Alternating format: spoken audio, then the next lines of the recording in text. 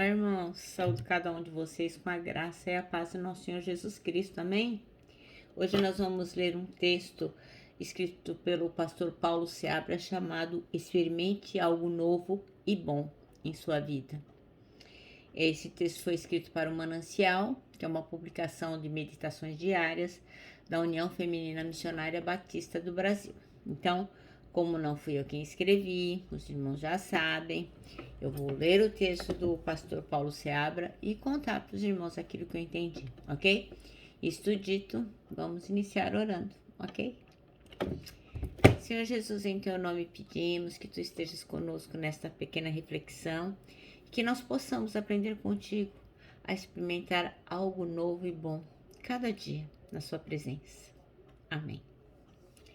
Bem, o nosso texto para reflexão é o Salmo 66, tá bom?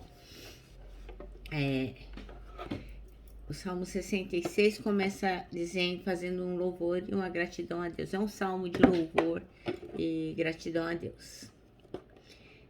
Que todos os povos louvem a Deus com gritos de alegria. Cantem hinos de louvor a Ele. Ofereçam a Ele louvores gloriosos. Digam isto a Deus: como são espantosas as coisas que fazes. O teu poder é tão grande que os teus inimigos ficam com medo e se curvam diante de ti. O mundo inteiro te adora e canta louvores a ti.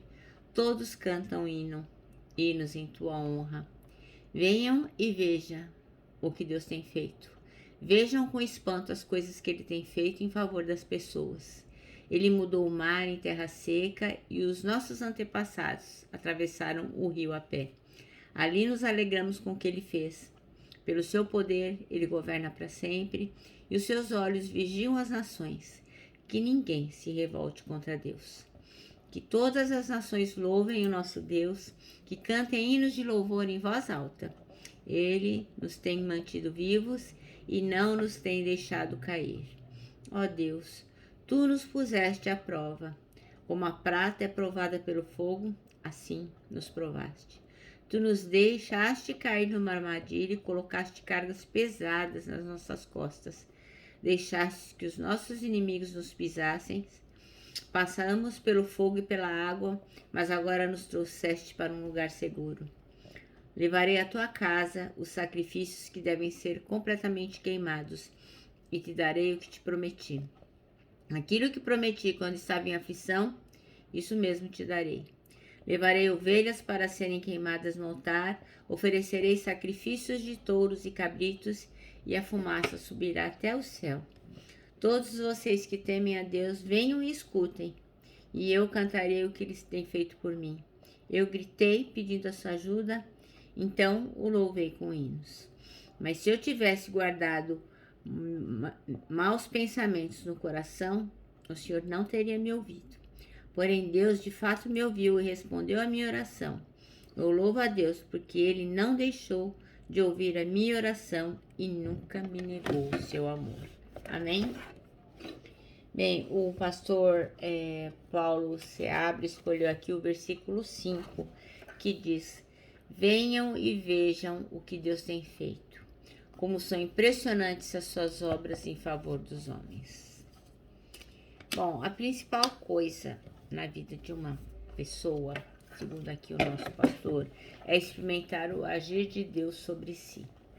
Não existe nada mais importante na vida de alguém do que sentir como Deus age, como Ele faz as coisas, como as coisas acontecem debaixo da égide do Senhor.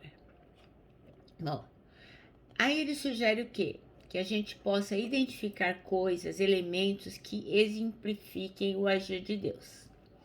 Então ele sugere que cada um de nós façamos uma lista dessas ações e as coloquemos em ordem de sequência, como marcas em uma linha do tempo, desde o seu nascimento até o momento presente.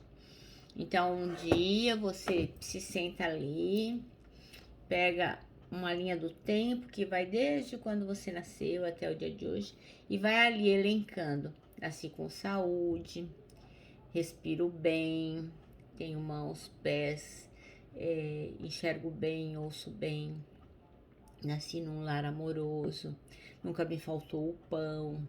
Quando eu fui crescendo, eu fui para a creche, eu fui para a escola, ou minha mãe me ensinou a ler, não havia brigas na minha casa.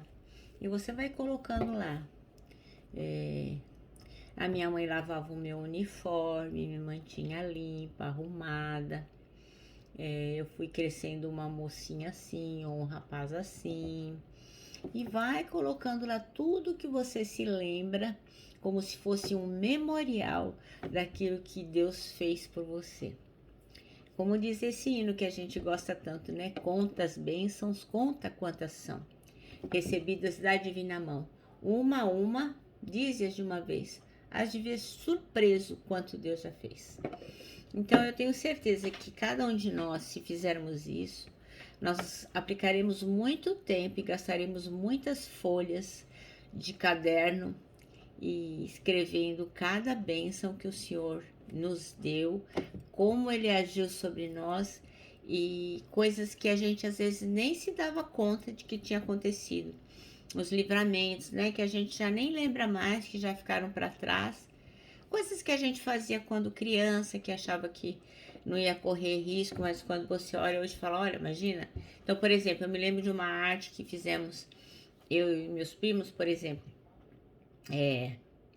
Pegamos a lata de leite ninho, enfiamos um monte de leite ninho na boca.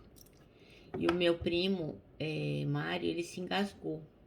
Ele era mais ou menos da minha idade, ele se engasgou. Éramos todos crianças, não sabíamos o que fazer. O que nós fizemos? Socamos água na boca do menino. Moral, todos sobrevivemos, né? Mas hoje, olhando para trás, veja se não foge de Deus, né? A pessoa já está entupida com leite em pó e você vai jogar água. Então o menino não morreu asfixiado. Por quê? Pela providência divina, pelo agir de Deus. Então esse é um exemplo que hoje é motivo de riso entre a família, mas que foi o agir de Deus. Então são tantas coisas que Deus faz pra gente, que ficou lá atrás e que a gente já nem lembra, né? E coisas que a gente nem imagina, né? Quantas pessoas no ônibus, no metrô, na rua, pelas quais passamos, são pessoas que estão com intenção de fazer o mal, de roubar, e a gente nem sabe. E elas não nos enxergam e passam batido. Então, são tudo coisas que a gente pode elencar ali na nossa lista de que Deus tem feito por nós, tem agido na nossa vida, como a nossa irmã querida do nosso grupo Mulher Cristã em Missão sempre diz, a nossa líder, ela fala, nós temos que ser gratos pela nossa salvação. Nossa, isso é um agir de Deus na nossa vida. Temos que colocar lá na nossa listinha.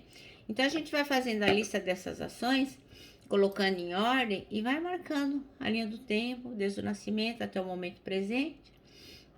E aí a gente pode começar a agradecer por essas bênçãos recebidas, que talvez nós nunca tenhamos agradecidos, né? E você vai ver, surpreso, que Deus realmente tem agido N vezes, milhões de vezes. Como eu já falei para os irmãos, eu trabalho numa instituição. E um dia, um menino que estava ali, ele foi apreendido, ele não poderia voltar para casa dele, porque o juiz tinha determinado que ele permanecesse ali. E ele me disse, sabe, senhora, uma coisa que eu nunca agradeci a Deus e que hoje eu tenho tantas saudades e eu agradeço. Eu nunca falei obrigado, Deus, por eu poder abrir a geladeira, pegar um copo de água gelada, colocar a água lá e beber. E hoje que eu estou aqui apreendido, que eu não posso voltar para minha casa, eu estou agradecido a Deus por isso. A senhora já agradeceu por um copo de água gelada, por poder abrir sua geladeira? E eu nunca tinha pensado naquilo. Então, realmente, muitas coisas passam batidos por nós. A gente às vezes não percebe, mas Deus está agindo em cada momento do nosso viver e nós temos que ser gratos. Nós temos que parar um dia assim para refletir sobre as maravilhas que o Senhor tem feito, como está aqui no Salmo, né?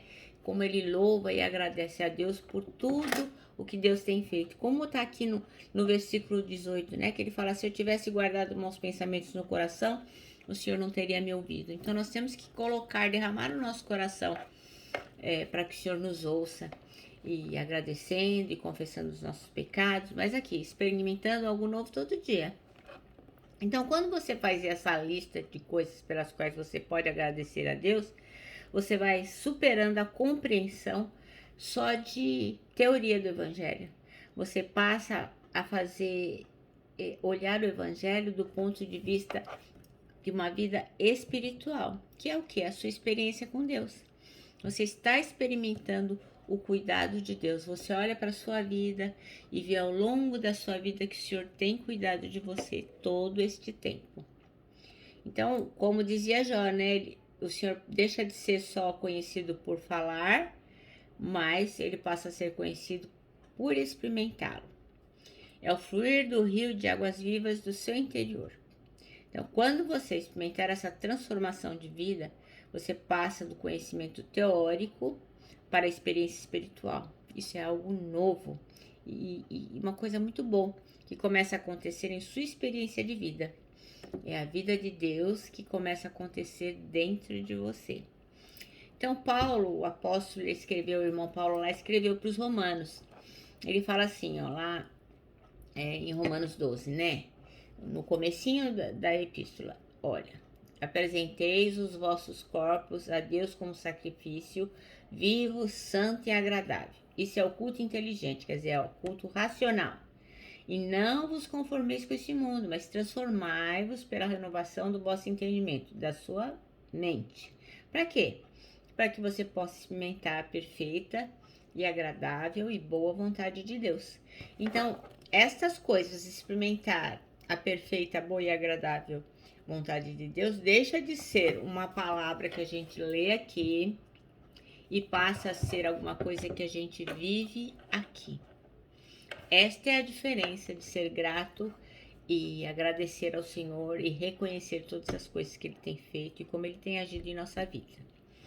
Então, a sugestão aqui do nosso texto é que a gente tem que experimentar isso na vida e testemunhar para as pessoas do que o Senhor tem feito na nossa vida. Nosso manancial termina assim, ó. Venham e ouçam. Todos vocês que temem a Deus, eu vou contar-lhes o que Ele fez por mim. Salmo 66:16. Amém? Bom, meus irmãos, eu termino aqui com o meu abraço fraternal, o meu abraço diário de ursa. Lembrando que em 2021, ó, ninguém solta a mão de ninguém. E lógico, né? Com a nossa palavra de ordem que é saudades.